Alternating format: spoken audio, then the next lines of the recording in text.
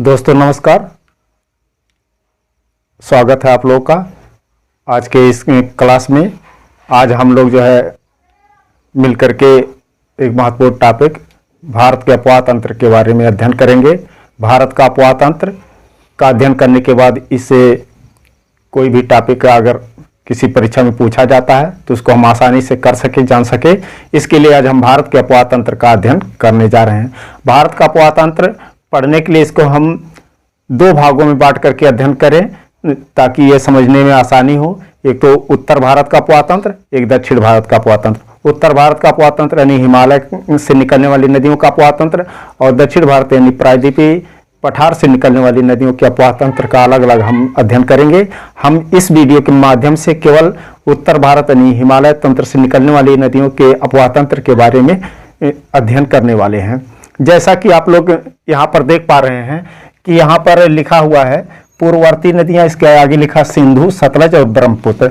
अर्थात यहाँ पर जो तिब्बत का पठार हुआ करता है, इस तिब्बत के पठार से ये तीन नदियाँ जो है हिमालय के उत्थान से पूर्व जो है निकल करके आज जहाँ हिमालय पर्वत स्थित है वहाँ पर एक बहुत बड़ा टेथित भूसन्नत हुआ करता था। उस टेथित भूसन्नत में ये नदियाँ ला करके अपने जल को गिराती थी। उस जल के साथ इस मलबा को ला करके जमा करती थी। इस मलबा के जमाव के कारण उस टेथित भूसन्नत में जो संकुचन उत्पन्न हुआ, उस संकुचन के परिणाम स्वरूप उसमें जो बलन उत्पन्न हुआ, उस बलन के परिणाम स्वरूप धीरे धीरे उस मलबा में मोड़ उत्पन्न हुआ। उस मोड़ के उत्पन्न होने से एक मोड़दार पर्वत का निर्माण हुआ जो वर्तमान में हिमालय पर्वत के नाम से जाना जाता है। यह क्रमिक रूप से तीन श्रेणियों के रूप में निर्मित हुआ जो कि महान हिमालय, मध्य हिमालय और लघु हिमालय के रूप में जाना जाता है। ये तीनों नदियां जो कि तिब्बत के पठार से प्रवाहित होती थी और हिमालय का क्रमिक उत्थान होने के परिणाम स्वरूप इन नदियों ने अपने मार्ग का ही अनुसरण किया, अपने मार्ग में कोई परिवर्तन नहीं किया, बल्कि हिमालय का उत्थान ज्यों ज्यों होता गया अपनी घाटियों को गहरा करती रही और गहरा करते करते ये जो है उसी मार्ग से प्रवाहित होती रही। इसलिए इनको हम पूर्ववर्ती नदियां कहते हैं।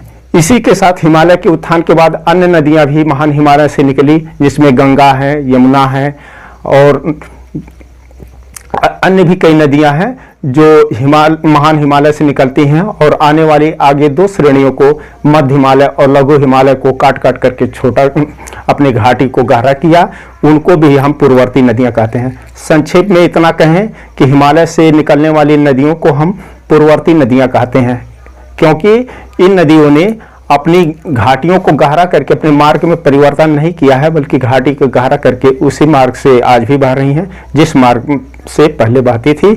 आइए हम एक एक करके इन नदियों के बारे में अध्ययन करते हैं।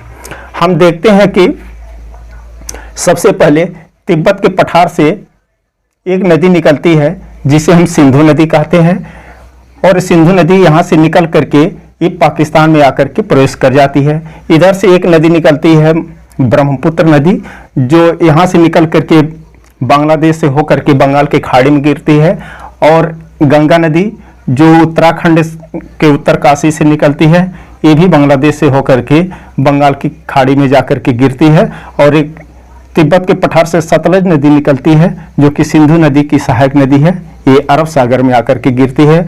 आइए हम एक एक करके एक एक नदियों के बारे में अध्ययन करते हैं। सबसे पहले हम देखेंगे कि सिंधु नदी तंत्र। हम देखेंगे सिंधु नदी तंत्र। सिंधु एवं उसके सहायक नदियों को मिला करके उसको सिंधु नदी तंत्र कहते हैं। सिंधु नदी तंत्र के बारे में हम देखने से पहले हम देखें कि तिब्बत के पठार से यहाँ एक ग्लेशियर है जिसे कहते हैं चेमायुंगडुंग ग्लेशियर।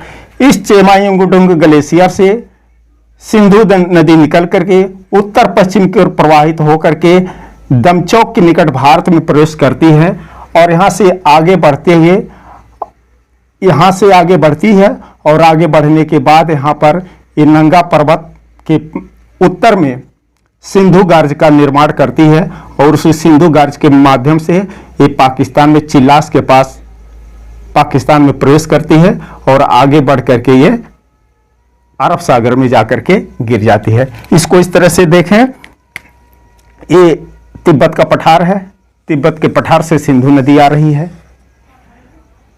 इसके बाद इसकी एक सहायक नदी आप देखेंगे कि झेलम आ रही है। झेलम के बाद आप देखेंगे एक नदी आ रही है चिनाव, रावी, ये सतलज है और इसकी एक सहायक नदी है ब्यास। और ये सभी नदियां आकर के सतलज में मिल रही हैं और सतलज के माध्यम से फिर आगे जाकर के सिंधु में मिल रही हैं। इसको हम सिंधु नदी कहेंगे। झेलम, चिनाव, रावी, ब्यास, सतलज। सिंधु के अलावा अन्य जो नदियां हैं इनको हम पंचनद भी कहते हैं। झेलम नदी के बारे में देखें, झेलम नदी बेरीनाग के पास शेषनाग झील से निकल करके आगे बढ़ती है और यहीं पर आप देखेंगे कि जम्मू कश्मीर में श्रीनगर के पास बुलर झील है, उस बुलर झील से होकर के ये नदी प्रवाहित होती है। बुलर झील से प्रवाहित होने के कारण बुलर झील का पानी हमेशा ताजा रहता है। सबसे भारत की सबसे बड़ी ताजे पानी की झील बुलर झील को कहते हैं और जम्मू कश्मीर की राजधानी श्रीनगर इसी झेलम नदी के तट पर स्थित है। और झेलम नदी आगे जाकर के ये चिनाव नदी में मिल जाती है। चिनाव नदी को देखें तो चिनाव नदी का उद्गम हिमाचल प्रदेश से होता है। हिमाचल प्रदेश में एक दर्रा है बड़ा लाचला, उस बड़ा लाचला दर्रे के बाद पास चंद्रा और भागा नामक दो धाराएं निकलती हैं। ये दोनों धाराओं के द्वारा ही चिनाव नदी का निर्माण होता है और ये चिनाव नदी आगे आकर के झेलम नदी से मिल जाती है और झेलम नदी के जल को लेकर के चिनाव नदी प्रवाहित होती है। उसके बाद हम देखेंगे रावी नदी। यहाँ एक दर्रा है हिमाचल प्रदेश में ही, रोहतांग दर्रे के पास से रावी नदी का उद्गम होता है और ये रावी नदी आगे आकर के चिनाव नदी में मिल जाती है और चिनाव नदी का जल लेकर के आगे प्रवाहित होती है। इसी प्रकार हम देखेंगे इसी रोहतांग दर्रे के दूसरी तरफ एक ब्यास कुंड है। ब्यास कुंड के पास से ब्यास नदी निकलती है जो सतलज में जाकर के मिल जाती है। ये सतलज की सहायक नदी है और सतलज में मिल जाती है। यहां पर आप देखेंगे कि ये पंजाब में कपूरथला के पास हरके नामक स्थान पर सतलज नदी में मिलती है। और आगे आप देखेंगे कि सतलज नदी का उद्गम जो है तिब्बत के पठार से होता है। तिब्बत के पठार के पास आप देखेंगे यहां पर मानसरोवर के पास राकस ताल, इस राकस ताल से सतलज नदी का उद्गम होता है और यह सिपकिला गार्ज का निर्माण करते हैं। सिपकिला गार्ज के माध्यम से हिमाचल प्रदेश में प्रवेश करती है। हिमाचल प्रदेश में प्रवेश करने के बाद आगे जाती है तो हरिके नामक स्थान पर ये ब्यास नदी से मिल जाती है। इसी हरिके नामक स्थान पर जब ब्यास नदी से मिलती है तो इसी हरिके, यहाँ आप देखें कि पंजाब में हरके है, हरके नामक स्थान पर जब ब्यास नदी और सतलज में मिलती हैं, यहाँ से एक नहर का निर्माण किया गया है जिसे इंदिरा गांधी नहर कहते हैं। ये इंदिरा गांधी नहर यहाँ से राजस्थान तक लाकर मिलाई गई है और राजस्थान के अधिकांश भागों में जो असिंचित क्षेत्र थे जहाँ कृषि नहीं होती थी, इस इंदिरा गांधी नहर के द्वारा वहाँ पर सिंचाई की सुविधाएं उपलब्ध कराई गई और वहाँ पर अच्छी खासी फसलें आज देखने के लिए मिलती हैं। आप देखेंगे कि भारत के अन्य भागों में जिन फसलों का उत्पादन किया जाता है उन फसलों का उत्पादन आज जो है राजस्थान में भी किया जा रहा है, इसी इंदिरा गांधी नहर की देन है। और ये सतलज नदी आगे जाकर के रावी नदी में मिल जाती है और सतलज नदी ही इन सभी नदियों के जल को लेकर के पाकिस्तान में सिंधु नदी में जाकर के मिल जाती है। सतलज नदी के बारे में देखें तो सतलज नदी जो कि तिब्बत के पठार से निकलती है और इसका अपवाह मार्ग इन सभी नदियों की तुलना में सबसे अधिक है। सिंधु की सबसे बड़ी सहायक नदी सतलज नदी ही है। इन नदियों का क्रम भी हमें पता होना चाहिए। कभी कभी परीक्षाओं में नदियों के क्रम के बारे में अगर पूछता है तो उसके बारे में हम देखें तो सिंधु, झेलम, चिनाव, रावी, ब्यास और सतलज, ये 5-6 नदियां हैं। इन नदियों का क्रम हमें पता होना चाहिए। और सिंधु में अगर कोई नदी मिल रही है तो सतलज सीधी मिलती है, बाकी अन्य नदियां सीधे सतलज में नहीं मिलती हैं। ब्यास नदी के बारे में जाने। ब्यास नदी एकमात्र ऐसी नदी है जो सिर्फ भारत में प्रवाहित होती है, ये पाकिस्तान में नहीं जाती है। बाकी अन्य नदियां पाकिस्तान में भी जाकर के प्रवाहित होती हैं। इस प्रकार से हम देखेंगे तो ये सिंधु नदी तंत्र हमारा कंप्लीट होता है। सिंधु के अन्य भी छोटी छोटी सहायक नदियां हैं, जैसे यहाँ पर आप देखेंगे जम्मू कश्मीर में यहाँ एक सियोक नदी है, इधर एक सिगार नदी है, ये काबुल नदी है, गोमल नदी है पाकिस्तान में। इस तरह से अन्य भी छोटी छोटी नदियां हैं। झेलम की एक सहायक नदी है किशन गंगा, ठीक है। तो ये सारी छोटी छोटी नदियां भी इनकी सहायक नदियां हैं। इस तरह से हम देखेंगे तो सिंधु नदी तंत्र हमारा कंप्लीट होता है। अब दूसरा नदी तंत्र हम अध्ययन करेंगे जिसके जो हमारे लिए काफ़ी महत्वपूर्ण है। हम आइए देखते हैं गंगा नदी तंत्र के बारे में अध्ययन करते हैं। जैसा आप देख पा रहे हैं कि गंगा नदी उत्तराखंड में उत्तरकाशी जिले में इसका उद्गम होता है और यहाँ से ये भारत के मैदानी भागों से प्रवाहित होते हुए बांग्लादेश में प्रवेश करके फिर इधर ब्रह्मपुत्र नदी से मिल करके बंगाल की खाड़ी में गिरती हैं। आइए हम इसके बारे में देखते हैं। आप देखेंगे कि सतोपथ ग्लेशियर से धौली गंगा और विष्णु गंगा, इसे कहेंगे विष्णु गंगा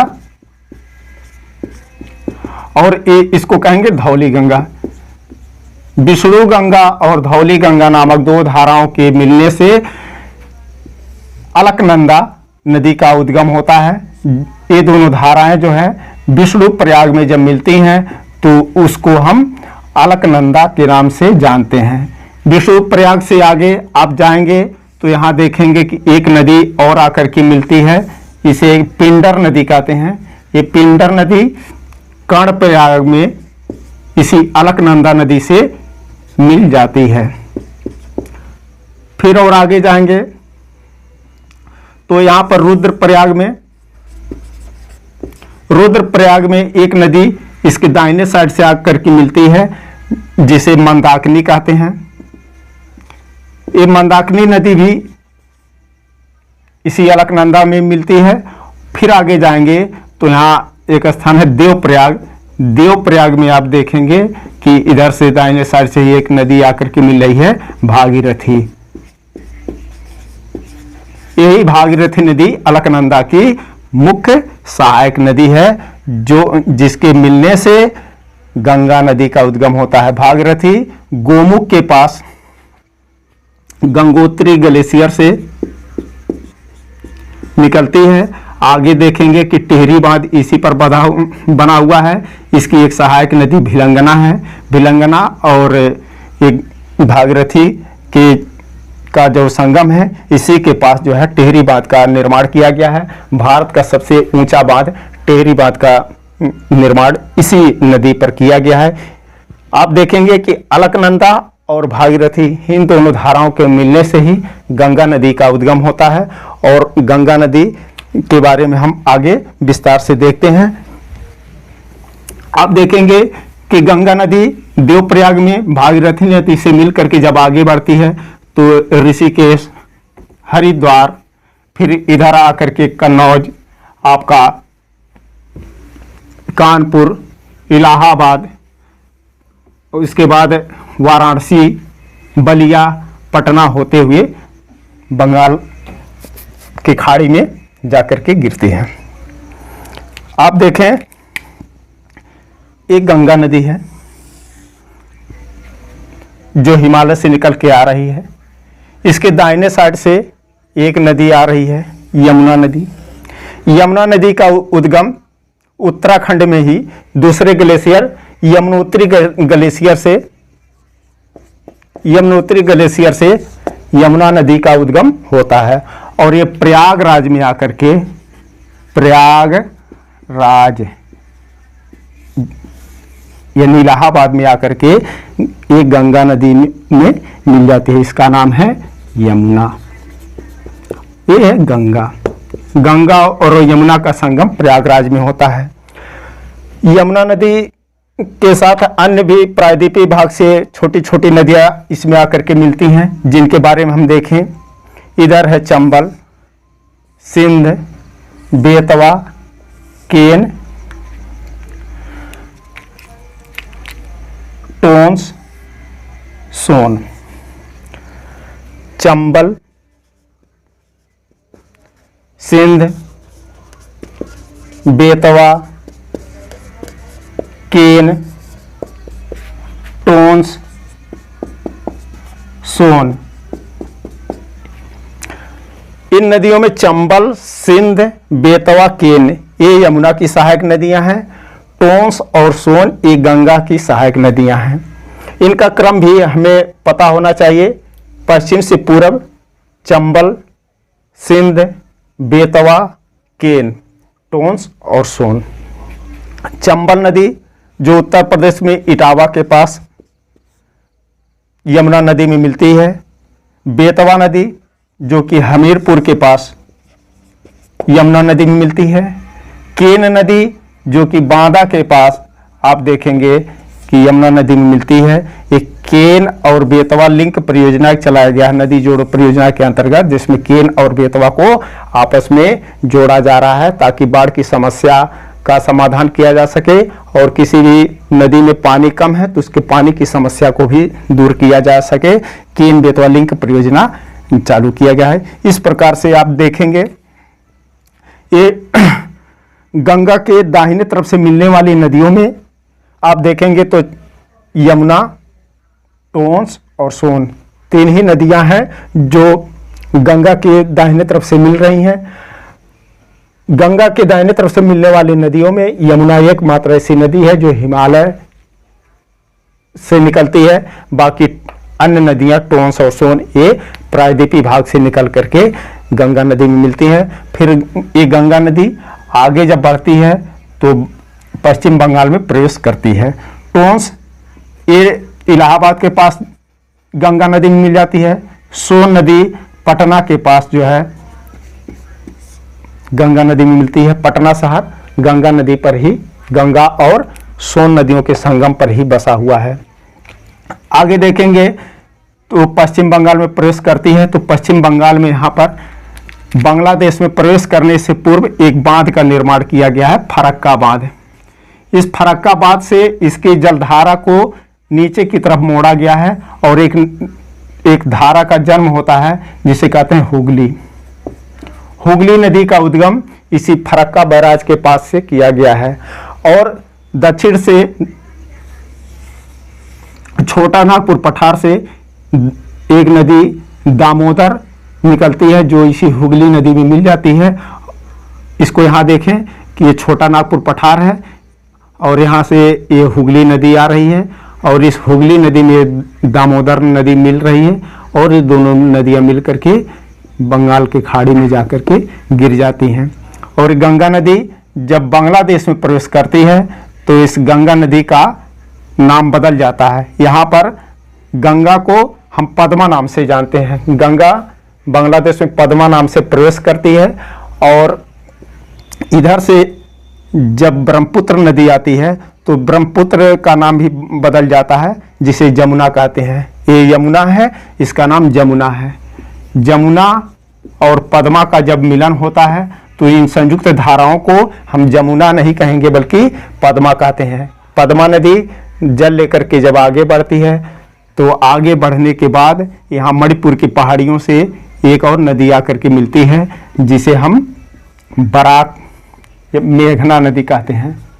मेघना, ये मेघना नदी जब पद्मा की धारा से मिल जाती है तो पद्मा का नाम भी बदल जाता है और उसे हम मेघना कहते हैं। अंत में यही मेघना नदी गंगा और ब्रह्मपुत्र नदियों के जल को लेकर के गंगा ब्रह्मपुत्र का डेल्टा का निर्माण करता है, जो विश्व का सबसे बड़ा डेल्टा कहलाता है। इस तरह से हमने देखा कि गंगा के दाहिने तरफ से सहायक नदियां किस प्रकार से आकर के गंगा में मिल रही हैं।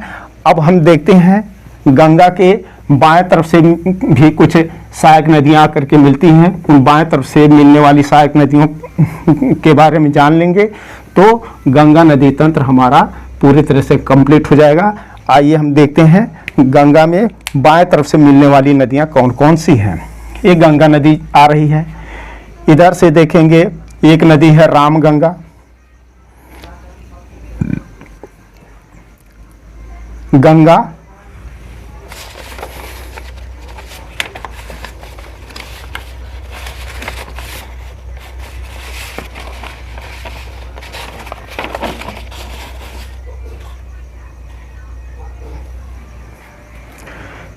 ये गंगा नदी है, इसके साइड से आ रही है रामगंगा, कन्नौज के पास गंगा नदी में मिल जाती है। फिर आगे देखेंगे एक नदी और आकर के मिलती है जिसे कहते हैं गोमती। ये गोमती का उद्गम हिमालय पर्वत से नहीं होता है, इस नदी का उद्गम पीलीभीत में फुलहर झील नामक स्थान से होता है। कभी पूछा जाए कि वह कौन सी नदी है जिसका उद्गम मैदानी भाग से होता है तो आप लोग बताइएगा कि फुलहर झील। ये फुलहर झील के पास से गोमती नदी का उद्गम होता है और गोमती नदी के तट पर ही आप देखेंगे कि आपका लखनऊ शहर बसा हुआ है।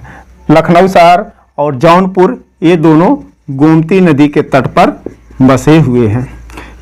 ये वाराणसी के आगे जाकर के गंगा नदी में मिल जाती है। फिर आगे इसकी अन्य सहायक नदियों में हम देखें तो यहाँ पर एक नदी आती है घाघरा।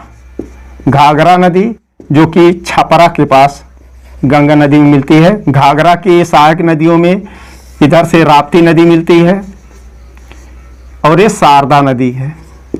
राप्ती और शारदा नदियां भी घाघरा की सहायक नदियां हैं। इसी घाघरा नदी को सरयू के नाम से भी, अयोध्या के पास जब बहती है तो इसे सरयू के नाम से भी जाना जाता है और छपरा के पास ये जो है गंगा नदी में मिल जाती है।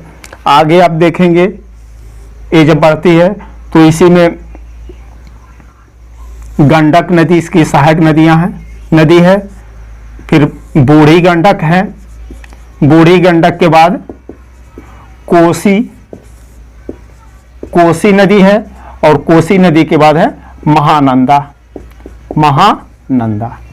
इस प्रकार से बाएं तरफ से मिलने वाली नदियों के बारे में हम देखें तो रामगंगा, गोमती नदी जो फुलहर झील से निकलती है, जौनपुर में आकर के, जौनपुर इसी के तट पर है, वाराणसी के पास जाकर के मिलती है।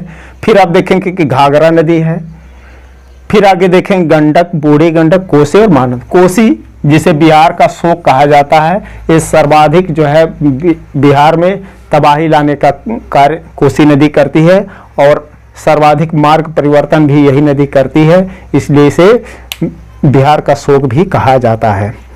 और गंगा की सहायक नदियों में सबसे अंतिम सहायक नदी महानंदा ही है, जो कि पश्चिम बंगाल में आकर के गंगा नदी में मिलती है। इस प्रकार से गंगा नदी आगे आकर के फरक्का के पास से हुगली नदी के रूप में निकाली जाती है। फिर बांग्लादेश में प्रवेश करती है पद्मा के नाम से। जमुना और पद्मा आगे बढ़ती हैं, आगे मेघना मिलती है, फिर मेघना के नाम से आगे जाती है और मेघना के नाम से ही गंगा ब्रह्मपुत्र का डेल्टा बनाती है। इस तरह से हमने गंगा नदी तंत्र के बारे में अध्ययन कर लिया, सिंधु नदी तंत्र के बारे में अध्ययन कर लिया। अब जो है ब्रह्मपुत्र नदी तंत्र के बारे में हम अध्ययन कर लेंगे। तो उत्तर भारत की नदियों में हिमालय से निकलने वाली नदियों का अध्ययन हमारा कंप्लीट हो जाएगा। आइए हम देखते हैं ब्रह्मपुत्र नदी तंत्र। तिब्बत के पठार के इधर से चेमायुंगडुंग ग्लेशियर से सिंधु नदी का उद्गम होता है जो उत्तर पश्चिम की ओर प्रवाहित हो जाती है। तिब्बत के पठार पर राकसताल से सतलज नदी का उद्गम होता है जो सिपकिला गार्ज के माध्यम से हिमाचल प्रदेश में प्रवेश करते हुए सिंधु नदी में मिल जाती है। तिब्बत के पठार पर ही चेमायुंगडुंग ग्लेशियर से पूरब की तरफ एक नदी प्रवाहित होती है जिसे तिब्बत के पठार पर सांगपो नदी कहते हैं। यानी चेमायुंगडुंग ग्लेशियर से दो नदियां निकल रही हैं, एक सिंधु नदी जो उत्तर पश्चिम की ओर प्रवाहित हो रही है और एक सांगपो नदी जो पूरब की ओर प्रवाहित हो रही है। जब ये तिब्बत के पठार पर प्रवाहित होती है तो इसे सांगपो नदी कहते हैं। और यहाँ पर देखेंगे कि अरुणाचल प्रदेश के पास एक चोटी है नामचा बरवा, जो हिमालय पर्वत की सबसे पूर्वी चोटी है नामचा बरवा। उस नामचा बरवा चोटी के पास एक गार्ज का निर्माण करती है जिसे कोरबा गार्ज के नाम से जाना जाता है। इस कोरबा गार्ज के माध्यम से यह अरुणाचल प्रदेश में जब प्रवेश करती है तो सांगपो का नाम दिहांग हो जाता है और दिहांग नदी अरुणाचल प्रदेश में प्रवेश करती है। जब तक ये अरुणाचल प्रदेश में प्रवाहित होती है इसका नाम दिहांग रहता है। फिर आगे ये असम के घाटी में जब प्रवाहित होती है तब इसे हम ब्रह्मपुत्र कहते हैं और बांग्लादेश में जब प्रवेश करती है तो इस ब्रह्मपुत्र का नाम जमुना हो जाता है। और ये जमुना और गंगा जो कि पद्मा के नाम से प्रवेश करती है, जमुना और पद्मा के संयुक्त धारा को पद्मा कहते हैं। मेघना नदी आगे मिलती है तो मेघना और पद्मा के संयुक्त धारा को मेघना कहते हैं और मेघना के नाम से ही गंगा ब्रह्मपुत्र का डेल्टा बनाती है। इस प्रकार हम देखते हैं कि इसके अनेक नाम हैं। तिब्बत के पठार पर ब्रह्मपुत्र का नाम सांगपो है, अरुणाचल प्रदेश में इसका नाम दिहांग है, असम में इसका नाम ब्रह्मपुत्र होता है। जब ये असम में प्रवेश करती है तब इसका नाम ब्रह्मपुत्र होता है। और एक चीज़ और देखें कि ब्रह्मपुत्र नदी जब असम में आती है तो असम में ही एक नदी द्वीप का निर्माण करती है, इसे कहते हैं माजुली। माजुली जो विश्व का सबसे बड़ा नदी द्वीप है, इसका निर्माण ब्रह्मपुत्र नदी द्वारा ही होता है। ब्रह्मपुत्र के भी अन्य छोटी छोटी सहायक नदियां हैं। आप देखेंगे कि बांग्लादेश में ये सिक्किम है, सिक्किम के पास एक झील है जिसे कहते हैं, इधर हम लिख दे रहे हैं ताकि आपको देखने में आसानी हो। ये सिक्किम है, सिक्किम के पास एक झील है चोलामू। इस चोलामू झील के पास, यहाँ देखें, इस चोलामू झील के पास एक नदी निकलती है जिसे कहते हैं तीस्ता नदी। ये तीस्ता नदी आकर के ब्रह्मपुत्र में मिल जाती है। इधर से ब्रह्मपुत्र आ रही है, ब्रह्मपुत्र में मिल जाती है, ब्रह्मपुत्र की सहायक नदी बन जाती है, इसका तीस्ता नाम है। तो तीस्ता का उद्गम सिक्किम में चोलामू झील से होता है और ब्रह्मपुत्र में आकर के मिलती है और ब्रह्मपुत्र के साथ आगे जाकर के गंगा में मिल जाती है। पुनः गंगा ब्रह्मपुत्र का जल गंगा ब्रह्मपुत्र का डेल्टा का निर्माण करता है। अन्य इसकी सहायक नदियों में देखें तो धनसिरी है, सुबनसिरी है, लोहित है, मानस है। इस तरह से इसकी अन्य सहायक नदियां हैं। इस प्रकार से गंगा नदी तंत्र, सिंधु नदी तंत्र और ब्रह्मपुत्र नदी तंत्र हमारा कंप्लीट होता है। हमने इसके माध्यम से, इन तीनों नदी तंत्रों के माध्यम से हमने छोटी छोटी इसकी सहायक नदियों का भी हमने अध्ययन किया। इसके साथ ही अब हम प्रयास करेंगे कि अगले वीडियो में हम प्रायद्वीपीय पठार से निकलने वाली नदियों के बारे में भी विस्तार से जानकारी प्राप्त करें।